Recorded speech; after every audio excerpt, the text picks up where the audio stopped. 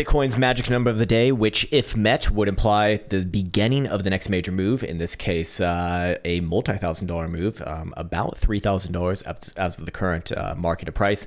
And other than that, we're going to revisit one of our more ancient charts, which has been very much correct in getting the direction on the very high term timeframes, that is, which is at an insightful sort of inflection point. And other than that, I want to welcome you back to the Krown Crypto channel. Last night I spent watching the new Alexander the Great documentary. I love all Greek history, but this one on Netflix, the first couple of minutes, I open it up and it's just Alexander making out with his personal trainer, which is not what the fuck would I sign up for. Anyways, on to the charts over here. Let's start off with the first and most important thing, which is that daily pivot number, which if met would imply Bitcoin is in the mood or is in the beginning of about a $3,000 move. In this case, it would imply to the downside, and that is the median right here on the daily HPDR bands on CME specifically, which is currently at 42,620. Why am I bringing it up as of right now, as of today? Because we've seen the median march up significantly, actually about $3,000 to the current low of the day over the past 3 to 4 days now. So what essentially is that suggesting as of right now? It's suggesting that, hey, Bitcoin is at a turning point basically in this mid $42,000 region, 42,005, 42,006, depending upon where you kind of mark it from. But ultimately, if Bitcoin does close below that number today on CME, again, 42,620, that would be the next sort of very indicative and decisive move that Bitcoin could be making. That would imply that, yes, we do see somewhere around the bottom side of the blue 50% of historic returns range lows, which as of right now is very, very, very, very, very low $40,000 territory, and probably a short-term bounce implied there. So again, that would be about a $3,000 move from current price action, which would really, set the tone in for the next couple weeks to come.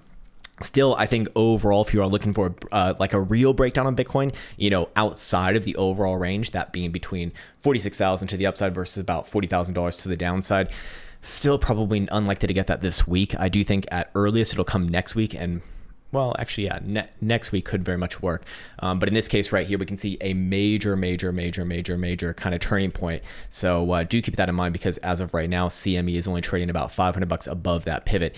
In the current time, however, if Bitcoin does trade above yesterday's high, we actually kind of have another easy setup here as well. Yesterday's high on CME is 43,810. If Bitcoin were to take out that high, I would be looking for Bitcoin to continue on with the current rally somewhere around about 45,200, 45,300-ish region. Very, very, very, very likely. That would be the next sort of area of interest I would be looking for at least a bit of a pullback. And if we are going to see a nice trap, that's very likely where it comes towards. And I kind of am still biased towards a short-term move to the upside, then downside, rather than just downside from here. That'd be a little bit too easy, I do suspect. Anyways, I want to now bring up a chart that we haven't visited in a very, very long time. Someone brought it up in the Discord this morning, Mr. Shitku, I think his name is. And there really hasn't been too much new things to be looking at. So let's go check it out. And it is Tether dominance chart. The reason why we're bringing this one up is because it has had a very strong negative correlation to Bitcoin spot price action. If we look at the daily right here, we can see it basically maintains almost always below negative spot 75, which is a extremely strong negative correlation. If we go to the weekly time frame, you can see that, yeah, it's heavily negative for the most part. And for any sort of short-term pop up, kind of losing that correlation for a few days, it usually pops back down into extremely strong negative correlation. So when we're looking at this chart, we can essentially look at it as like an inverse of Bitcoin chart.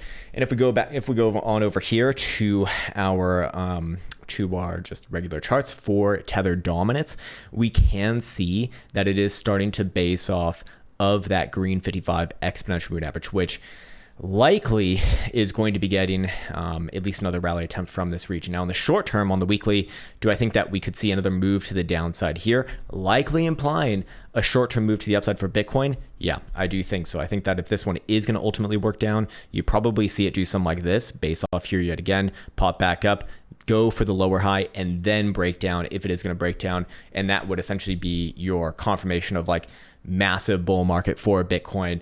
But as of right now, or it's kind of a nuanced picture right now, because as of right now, it probably does move back down somewhere around here, goes for that double bottom, pops back up, then puts in the lower high, and then works its way down. So realistically, again, it's probably going to be a waiting game. You're going to see some swings on Bitcoin here. It's been more or less boring for the past couple of weeks, but these next couple swings I do think are going to be really intentional to get a lot of people on the wrong side of this market as Bitcoin. I see a lot of people having like their bullish pivots at 45,000 bucks. Fair enough. I don't see any relevancy of those regions at all whatsoever, to be honest with you. But 46,000 bucks is kind of my area on a higher term time frame closing basis. So you'd probably see a lot of people get bullish if Bitcoin were to work its way somewhere around 45.5 region. And then if it were to smash back down, well, I think that'd catch a lot of people off guards here.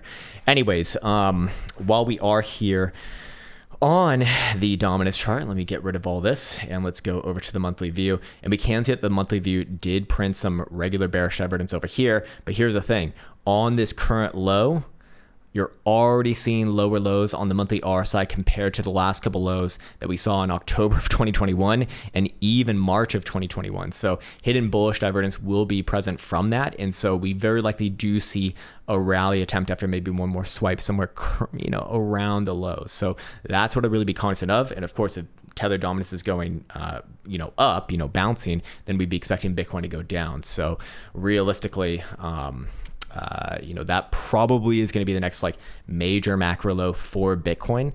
And well, not really too much to say other than that. But we can also look at is, of course, GBTC. I think GBTC has a bit more of an obvious chart here as well. I'm sure that the correlation bros are going to be very, very mad about this one, but just the mathematics of it is that it's fucking correlated very, very strongly to Bitcoin. In fact, we'll just show it yet again.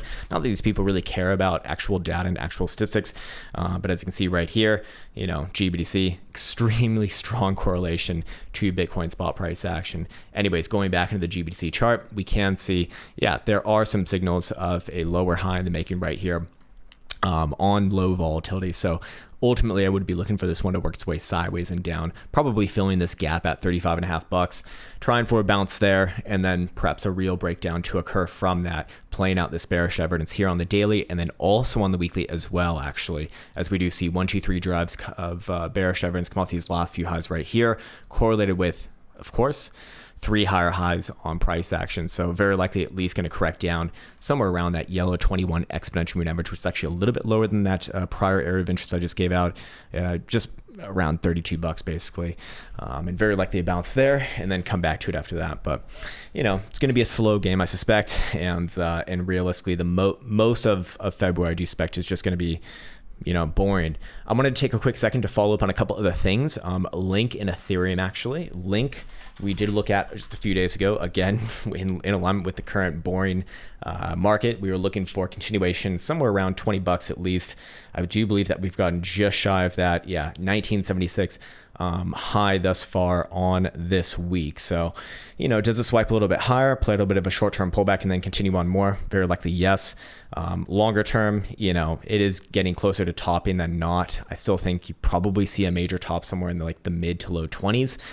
There is bearish divergence being worked on the daily and probably weekly here as well. It's going to be there. It's just, it's not quite there just yet. You need a local high, and as of right now, it's just continuation. So how high does it go first? I think it could go in 22 bucks. If things get really crazy, maybe 25, 26. I think it's a little bit less likely, but ultimately short-term continuation first and then a bit of a pullback. So it's kind of one of the cryptos that's actually doing its own thing, it seems like, which is always of interest. So I just wanted to follow up on that really, really quickly. Also, oh fuck, I completely forgot to mention that on, damn it. Oh well, I was going to do this also on the monthly for, what was it, GBTC, and let's actually see. Was I going to do this over here? I just wanted to point out on the monthly for GBTC, testing this prior high on the monthly RSI from October of 2021, very likely a pullback region from this. So again, so many things point towards a monthly pullback, that this was a monthly swing high right here. Again, also in alignment with 786. I mean, things just become more and more difficult to look at. It's not that it's difficult to look, it's just, it seems to be a pretty obvious signal that long term, Bitcoin is going to pull back from here. That's what I was going to do. Yes, that's right. All right, fucking Coinbase. Another fucking obvious one right here as well. Breaking down breaking down as of right now. And yes, it probably puts in a higher low somewhere. Long term, it's still probably bullish, but does this one come below $100 first? Maybe. I mean, it's really not asking for much here, or somewhere around $100. As we do this one breakdown a little bit to open up this week, especially on the monthly here as well. So, looking at a lot of these things is likely to come down, kind of a bit of a leading indicator as to what Bitcoin is most likely to do here as well. I guess we could just quickly look at Ethereum here too. We are 10 minutes into this video, so maybe I should have saved this for tomorrow, who knows, but there might just be a lack of content. Anyways, daily for Ethereum is actually in a very interesting place as well. Ethereum, I could actually see, it's like my eyes are like an oracle. No, of course it's ridiculous, but in this case, it's just a stupid turn of phrase. But in this case, there is something that's more obvious here than Bitcoin, I do think.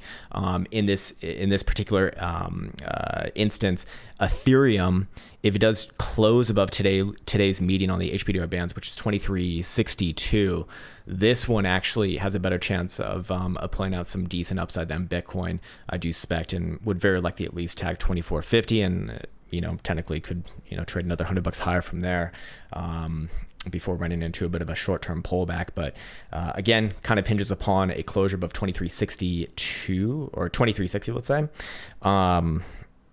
Other than that, yeah, not too much to be aware of. I do expect that whatever direction Bitcoin goes, ultimately everything else will go with it. But, just going back to Bitcoin over here and kind of ending on this note, I just want to really highlight the importance today that if you do see a daily closure below 42,620, downside first. Very, very, very, very, very likely downside first. And you're probably looking down towards $40,000 even on spot price action, and CME probably trades like $200, $300 higher than that.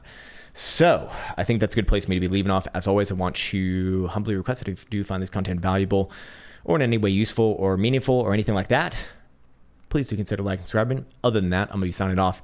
Take care, much love, and see you hopefully Wednesday.